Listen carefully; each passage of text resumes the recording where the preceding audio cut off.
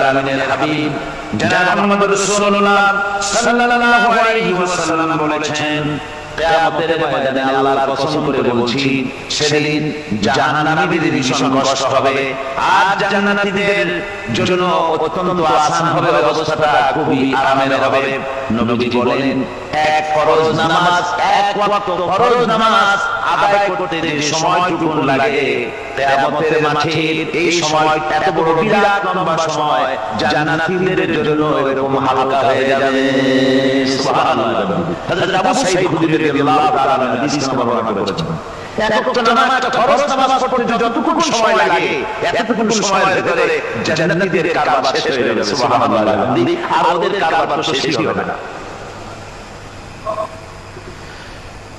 ويوم تشقق السماء بالغمام ونزل الملائكة تنزيلا। সেদিন আসমান সমূহ বিদীর্ণ হয়ে মেঘ পুঞ্জ বেরিয়ে আসবে, আত্মপ্রকাশ করবে। তার ভেতর থেকে ফেরেশতারা ক্রমাগত নাযিল হতে থাকবে, আর অবস্থাটাই হবে আল মুলকু ইয়াওমাইযিল হাক্কু লিররহমান ওয়া কানা ইয়াওমান আলাল কাফিরিনা আসীরা। আর সেদিনে বাদশাহী হবে কেবলমাত্র রহমানের। ওয়া কানা ইয়াওমান আলাল কাফিরিনা আসীরা।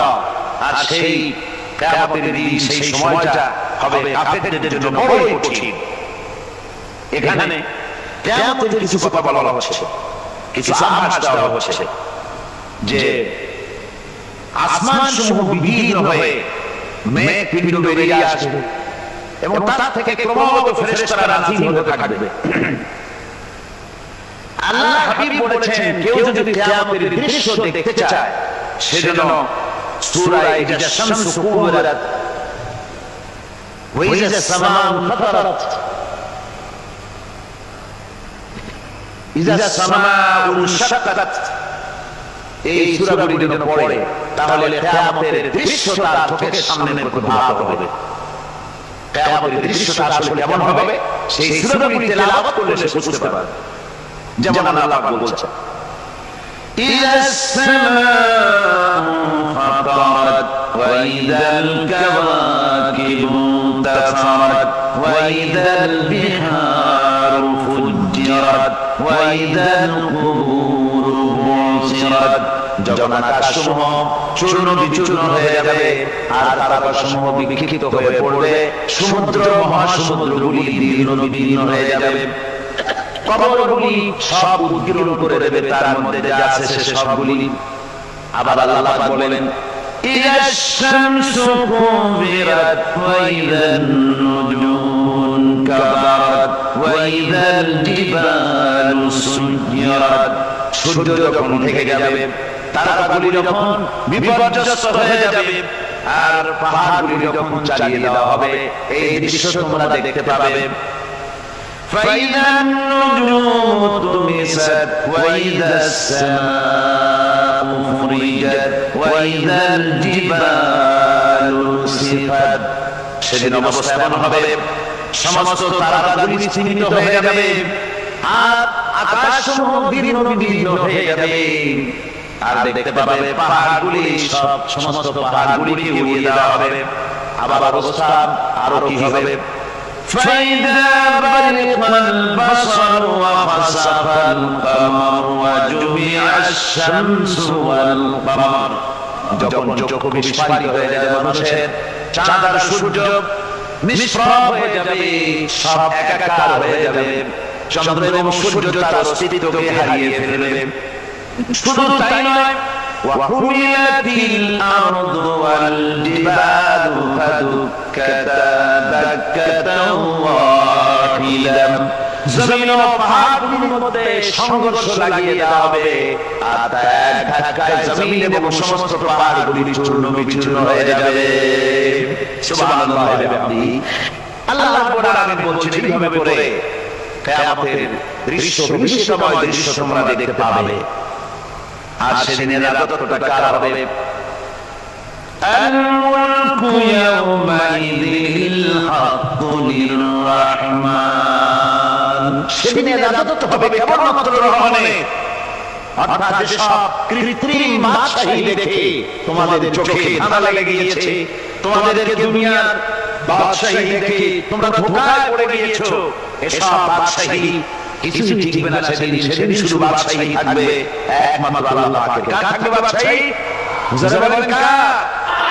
আল্লাহ রাব্বুল আলামিন যখন কিছুই থাকবে না ঘোষণা করবেন লিমানিল মুলকুল ইয়াউম লিল্লাহিল ওয়াহিদুল কাহ্হার। আজকে কার রাজত্ব? চারিদিক থেকে আওয়াজ আসতে থাকবে পরাক্রমশালী আল্লাহ রাব্বুল আলামিনের রাজত্ব। আর নয়, হাদিস শরীফে এসেছে, বুখারী মুসলিম শরীফের হাদিসে এসেছে, আল্লাহ নবী বলেন আল্লাহ রাব্বুল আলামিন তখন তার এক হাতে আকাশ মণ্ডলীকে ধারণ করবেন, আর এক হাতে জমিনকে ধারণ করবেন। আকাশ মণ্ডলী এক হাতে, জমিন এক হাতে। এভাবে আল্লাহ রাব্বুল আলামিন বলবেন আইনাল জাব্বারুন আইনাল মুতাকাব্বিরুন। কোথায় সেই শয়তানিরা? কোথায় সেই দুর্বৃত্ত অহংকারী শয়তান যারা আমার জমিনের উপরে, আমার মানুষের উপরে রাজত্ব চালিয়ে তারা আজকে কোথায়? কোথায় সেই অহংকারীরা? আল্লাহ পাক সেদিন যে বলবেন, সেদিন তো বলবেন, কিন্তু দুনিয়ার মাঝেও শয়তান যারা অহংকারীরা তাদের শাস্তি পৃথিবীর বুকেও দেন, আর সেদিন তো দিবেনই। কত শয়তান আমরা দেখলাম, কত অহংকারী দেখলাম, যাদের তর্জনী হেরণে লক্ষ কোটি কোটি মানুষ উঠতো আর বসতো। তাদের জিল্লাতির সঙ্গে আল্লাহ রাব্বুল আলামিন কতজনকে বিদায় করে দিলেন। ফুলের মালা নিয়ে কুলাতে পারে নাই, পা থেকে শুরু করে গলা পর্যন্ত ফুলের মালা দিয়ে ডুবাই দিল ভক্তরা। আবার আল্লাহ রাব্বুল আলামিন এমন শাস্তি দিলেন, ফুলের মালার পরিবর্তে জুতার মালা নিয়ে জেলের মধ্যে ঢুকাই দিলেন। ঠিক কিনা জানেন?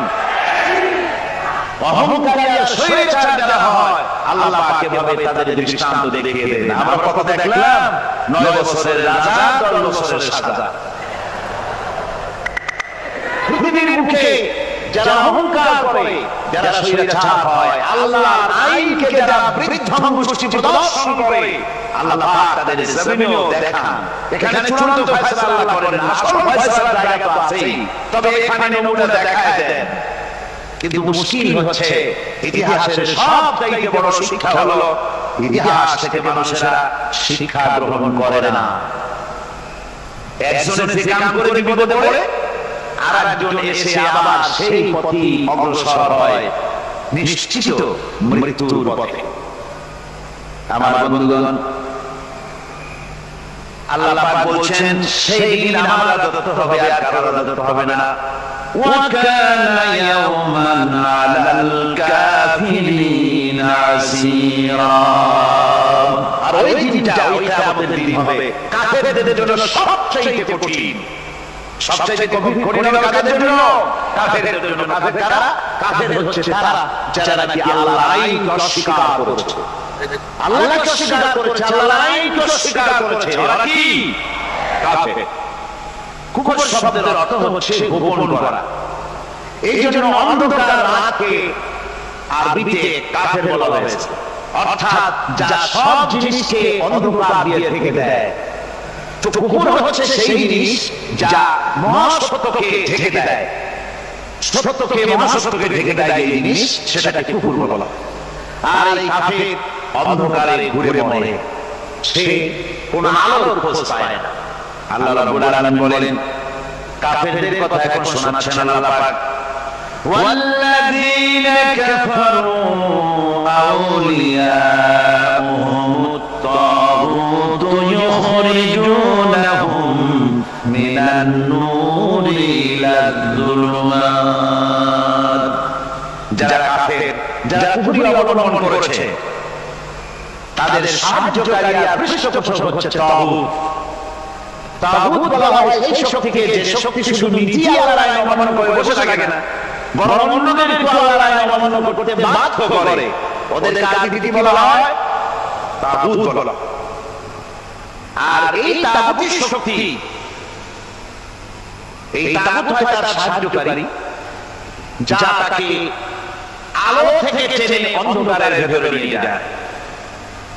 আর কাফের হচ্ছে আল্লাহ পাকের ভাষায় অর্থাৎ কোরআনের ভাষায় কাফের হচ্ছে সবচেয়ে নিকৃষ্ট প্রাণী, সবচেয়ে নিকৃষ্ট জীব, মহা সত্যকে যারা অস্বীকার করেছে, যারা আল্লাহকে মানে না, যারা আল্লাহর কোরআনকে মানে না, যারা ইসলামকে স্বীকার করে না, তারা সবচেয়ে নিকৃষ্ট প্রাণী। আল্লাহ রাব্বুল আলামিন বলেন, ইন্না শাররাদ দাওয়াবি ইনদাল্লাহিল্লাযীনা কাফারু ফাহুম লা ইউমিনুন। নিশ্চয়ই আল্লাহর জমিনে সব বিচরণশীল জীব যত আছে, আল্লাহ বলছেন আমার জমিনে বিচরণশীল জীব যত আছে তার মধ্যে সবচাইতে নিকৃষ্ট প্রাণী হলো যারা ঈমান আনে নাই, যারা বিশ্বাস করে না আল্লাহকে, যারা পরকালকে বিশ্বাস করে নাই, যারা কোরআনকে বিশ্বাস করে নাই, যারা ইসলামকে বিশ্বাস করে নাই, পৃথিবীর মধ্যে তারা সবচাইতে নিকৃষ্টতম প্রাণী। আল্লাহ বলেন শুধু নিকৃষ্ট নিকৃষ্ট প্রাণী বলে ইশারা না, এরা হলো চতুষ্পদ জানোয়ারের মতো। কে বলতেছেন? আমি বলছি না, আল্লাহ পাক বলতেছেন চতুষ্পদ জানোয়ারের মতো কাফেররা। وَمَثَلُ الَّذِينَ كَفَرُوا كَمَثَلِ الَّذِي يَنْعِمُ بِمَا لَا يَسْمَعُ إِلَّا دُعَاءً وَنِدَاءً। এই কাফেরদের দৃষ্টান্ত হচ্ছে সেই রাখালের মতো, যে রাখাল তার পশুদেরকে ডাকে, আর ওই পশুরা একটা ডাক শোনে না মাত্র, কিন্তু কি যে বলে তা পশুদের বোঝে না। কথা বুঝতে পারছেন?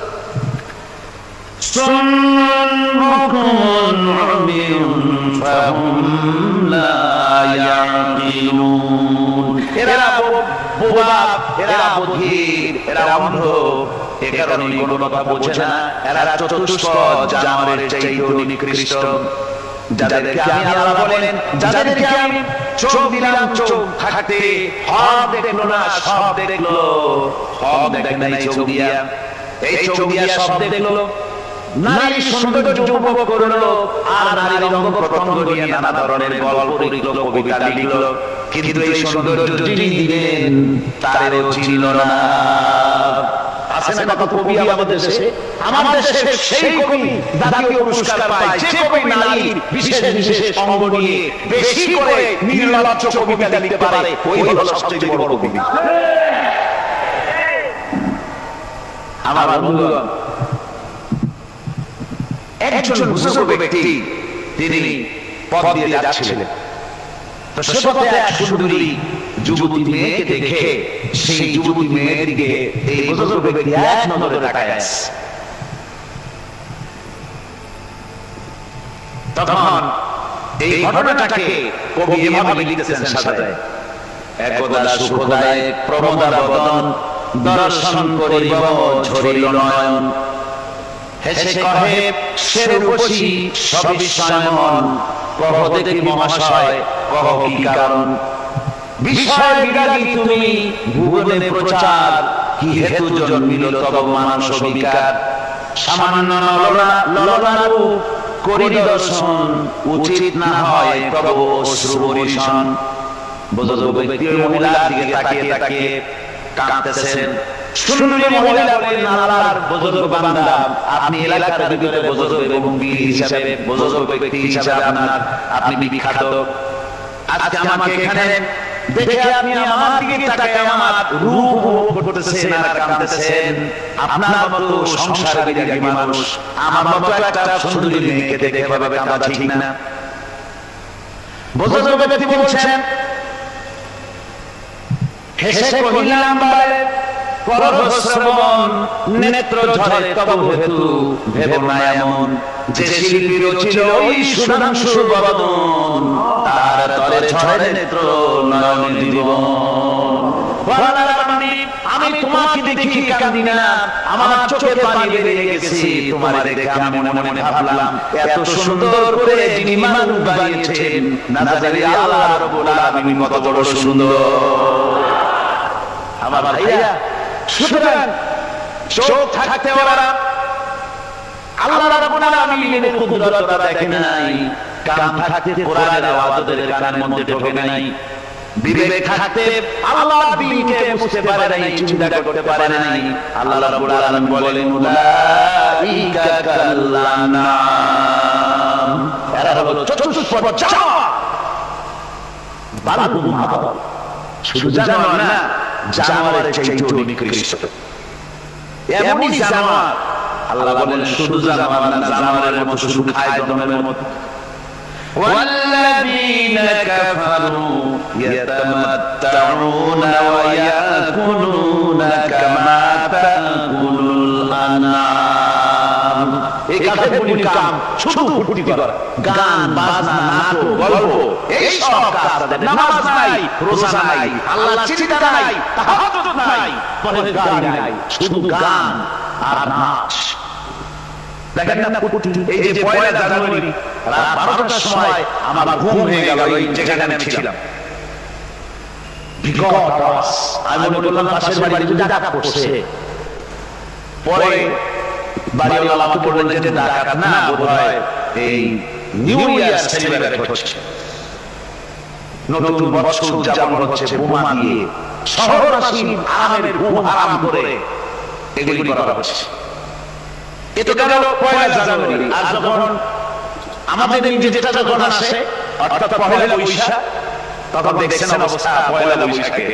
এবছর আমাদের দেশে পয়লা বৈশাখে ঢাকায় যে দৃশ্য আমি টিভির মধ্যে দেখলাম, তাতে আমার মনে হয়নি যে 12 কোটি মুসলমানের দেশে রাজধানীতে এই দৃশ্য হচ্ছে। আমার মনে হচ্ছে এটা বুঝি কলকাতা অথবা অন্য কোনো শহর হবে। আমি দেখলাম সমস্ত যুবক যুবতী, নারী পুরুষ, বিভিন্ন বয়সের লোক সব একসঙ্গে রাস্তায় নেমেছে, নাচতেছে। তার মধ্যে বুদ্ধিজীবী আছে, শিক্ষিত লোক আছে, সমানে নাচতেছে। আর তাদের মুখোশ পরা, বানরের মুখোশ, কুকুরের মুখোশ, শূকরের মুখোশ, ঘোড়ার মুখোশ, পাপিশিয়ালের মুখোশ, এই মুখোশ পরে এভাবে নাচতেছে। আমি চিন্তা করলাম নববর্ষের সাথে কুকুরের মুখোশের সম্পর্ক কি? নববর্ষের সাথে পাপিশিয়ালের মুখোশের সম্পর্ক কি? তাহলে ওরা কি বলতে চায় যে আগামী বছরটা আমরা কুকুরটার ভূমিকায় অ্যাক্টিং করব, অথবা সিগারের মতো ধূর্তামি করব জাতির সাথে? তারপরে কি করলো? সকালবেলায় যুবক যুবতী পয়লা বৈশাখ সূর্যোদয়ের আগে রমনা লেকের পাড়ে সব দাঁড়িয়েছে বাসন্তী রঙের শাড়ি পরে। তারপরে সেখানে দাঁড়িয়ে সূর্যোদয়ের পানে তাকিয়ে সকালবেলায় ভাবে করজোড় করে বলছে, এসো হে নববৈশাখ স্বাগতম হে। নববৈশাখ অলক্ষে উদয়টা শুনে বলতেছে, বাবাজিরা আমাদের ডাকতেছো, অপেক্ষা করো, আমি আসতেছি। আমাদের ডাকতেছো, আমি আসতেছি। কোমরে গামছা বেঁধে আসতেছি, 225 মাইল স্পিডে আসতেছি, 30 ফুট উচ্চ জলোচ্ছ্বাস নিয়ে আসতেছি। নববৈশাখের মজা আমার ভাইরা, মুসলমান নববর্ষ উদযাপনের সাথে মুসলমানের কিসের সম্পর্ক? মুসলমান যদি এই দিন উদযাপন করে তাহলে তাকে করতে হবে ফজরের নামাজ পড়বে। মুসলমান নববর্ষ উদযাপন করবে, ফজরের নামাজ পড়বে, তারপরে কোরআন শরীফ তেলাওয়াত করবে, দরুদ শরীফ পড়বে, আল্লাহর দরবারে হাত তুলে বলবে, রব্বুল আলামিন একটি বছর পার করে দিলাম, নাফরমানি ছাড়া কিছুই তো করি নাই, বিগত বছরে যা করেছি মাফ করে দাও, আগামী বছরটা গোটা জাতি আর দেশের জন্য কল্যাণকর মঙ্গলময় করে দাও। এটাই তো বলা উচিত ছিল নাকি? বলে তা না করে, তা না বলে বৈশাখের পরিচালককে না দেখে সরাসরি বৈশাখকে আহ্বান করা হয়েছে। আর বৈশাখ আহ্বান করার মজা জনমের মতো দেখাই দিয়েছে।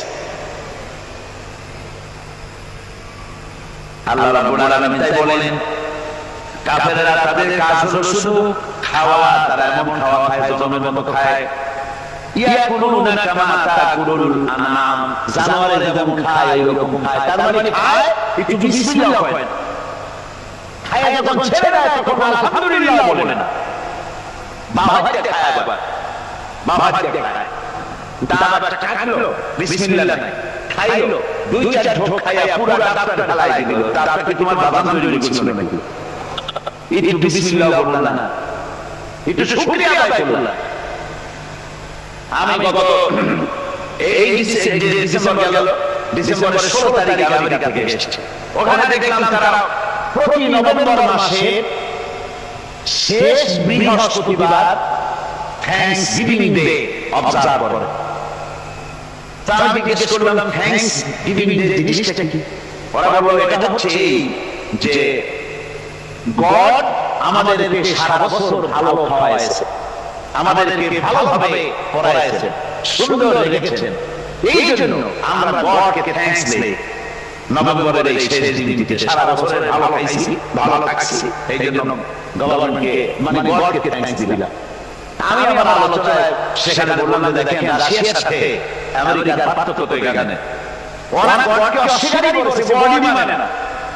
আর এরা গডের নাম শ্রদ্ধা পাই কিছু করুক আর না করুক, গডের অন্তত ধন্যবাদ দেয়।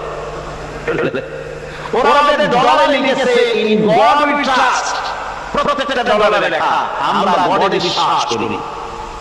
তো শুকর আদায় করলে তো আল্লাহ বাড়িয়ে দিবেন। আল্লাহ রাব্বুল আলামিনের সুন্নাত হলো শুকর যদি কেউ আদায় করে আল্লাহ বাড়িয়ে দেন। লাইন শাকারতুম লাযীদান্নাকুম ওয়া লাইন কাফারতুম ইন্না আযাবী লাশাদীদ। আমার নিয়ামতের শুকর যদি আদায় করো আমি বাড়ায় দেব, আর যদি নিয়ামতের শুকর আদায় না করো তাহলে মস্ত বড় শাস্তি তোমাদের জন্য রেখেছি। তো আমেরিকা শুকর আদায় করে নিজেরা খাইয়া, কিন্তু ওদের জমি হলো বিশাল জমি। আমি কয়েকবার গিয়েছি, বহু স্টেট সফর করেছি।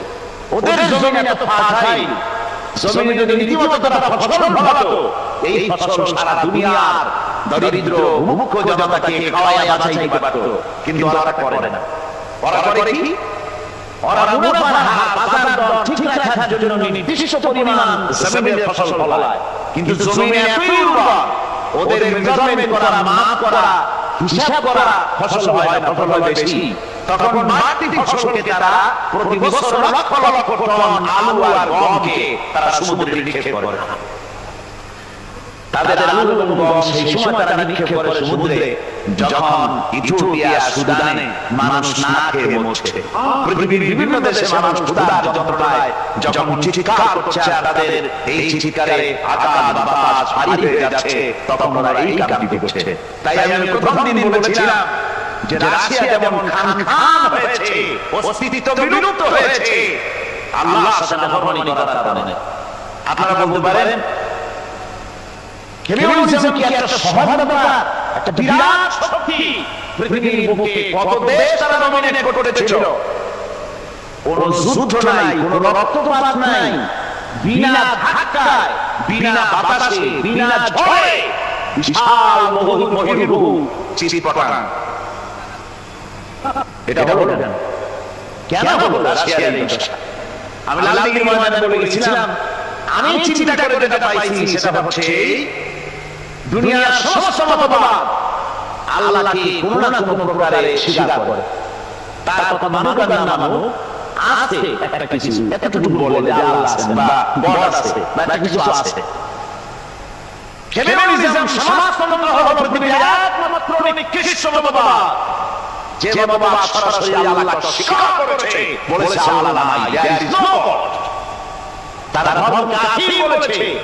আল্লাহ পাক তাই কোন যুদ্ধ ছাড়া, কোন মারামারি ছাড়া, কোন রক্তপাত ছাড়া এই বিশাল শক্তিকে উৎকারে উড়িয়ে দিলেন, তুলার মতো হয়ে, গোটা রাশিয়া তুলার মতো হয়ে, পেঁজা তুলা, ধোলা তুলার মতো হয়ে সব উড়ে চলে গেছে, অস্তিত্ব বিলুপ্ত হয়ে গেছে। কিন্তু আমাদের দেশের খুচরা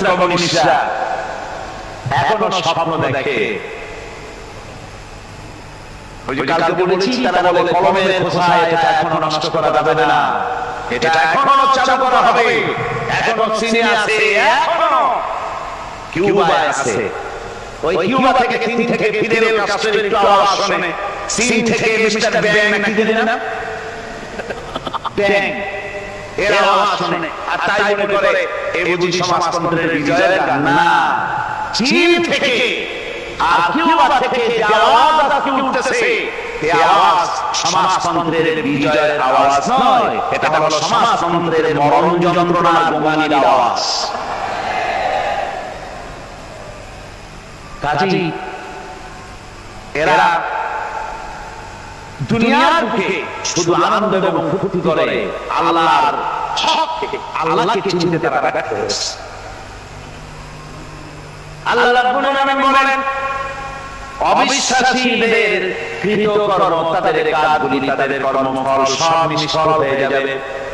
ওয়াল্লাযীনা কাফারু আমালুহুম কাসারাবিন বিকিআতিন ইয়াহসাবুহুল যামআনু মা। আল্লাহ পাক বলেন, কাফের যারা, অবিশ্বাসী যারা আমাকে অস্বীকার করেছে, অবিশ্বাস করেছে, তাদের আমলগুলি হলো মরুভূমির মধ্যে মরীচিকার মতো। মরুভূমি মরীচিকা, মানুষ যখন মরুভূমির ভিতর দিয়ে যায়, পানির পিপাসা লাগে, দূরে দেখে পানি চিচিচ করতেছে, আর এই মরীচিকা যেটাকে সে পানি মনে করেছিল, হাত্তা ইযা জাআহু লাম ইয়াজিদহু শাইআ, যেটাকে সে পানি মনে করে ছুটেছিল, যখন কাছে গেল আল্লাহ পাক বলেন কিছুই সেখানে পায় না, শুধু মরীচিকা, বালু আর বালু। এরকম করে যারা আমার দিনকে অস্বীকার করেছে, আমাকে অস্বীকার করেছে, তারা যত ভালো কাজ করুক আর যাই করুক না কেন, তাদের কৃতকর্মগুলি এভাবে সব নিষ্ফল। এ হলো এক কথা। দুই নম্বরের কথা হলো, ওরা মনে করেছিল সমাজতন্ত্র শান্তি দেবে, কমিউনিজম শান্তি দেবে, সোশ্যালিজম শান্তি দেবে, ক্যাপিটালিজম শান্তি দেবে। এই শান্তির চিন্তা করে অগণিত মানুষকে হত্যা করে সমাজতন্ত্রের রাজত্ব যখন কায়েম করলো, ৭০ বছর চলে গেল, তারপরে তারা দেখলো হাত্তা ইযা জাআহু লাম ইয়াজিদহু শাইআ, কিছুই পেল না তারা। ক্ষুধার যন্ত্রণা হলো, কাপড় নাই, খাবার নাই। তারা ওই রাশিয়া থেকে, চেকোস্লোভাকিয়া থেকে, যুগোস্লাভিয়া, রোমানিয়া থেকে, হাঙ্গেরি এবং পোল্যান্ড আর মঙ্গোলিয়া থেকে সেখানে সমাজতন্ত্র তাড়াতে আমরা যাই নাই। আমরা সেখানে সমাজতন্ত্রের বিরুদ্ধে তাফসীর করি নাই, ব্যাখ্যা করি নাই, বক্তব্য রাখি নাই। ওই সব দেশ থেকে সমাজতন্ত্র তাড়াইছে কে? কারা দাঁড়িয়েছে? না, ওরা নিজেরাই। সেই দেশের জনগণই এটাকে উৎখাত করেছে তাদের জমিন থেকে। আল্লাহ পাক বলছেন, যারা আমার দ্বীনকে, আমার বিধানকে যারা অস্বীকার করবে, তারা এই অস্বীকারী অবস্থায় যদি মওত হয়, আমার সমাজতন্ত্রী কোনো ভাই যদি মাহফিলে থাকেন, কমিউনিস্ট কোনো ভাই যদি মাহফিলে থাকেন, তাহলে শুনুন আল্লাহ কি বলতেছেন। আল্লাহ দ্বীনকে, আল্লাহ কোরআন পূর্ণাঙ্গ জীবন বিধান, অর্থনীতি আছে, সমাজনীতি আছে, রাজনীতি আছে, কথা তারা বিশ্বাস করে না। কোরআনকে শুধুমাত্র নামাজ, রোজা, হজ, যাকাত আর বেহেশত যোগ্যতা মনে করে, জীবন ব্যবস্থা মনে করে না। এই অবস্থায় যদি মারা যায়, আল্লাহ রাব্বুল আলামিন বলেন, ইন্নাল্লাযীনা কাফারু ওয়া মাতু ওয়া হুম কুফফারুন উলাইকা আলাইহিম লানাতুল্লাহি ওয়াল মালাইকাতি ওয়ান নাসি আজমাইন।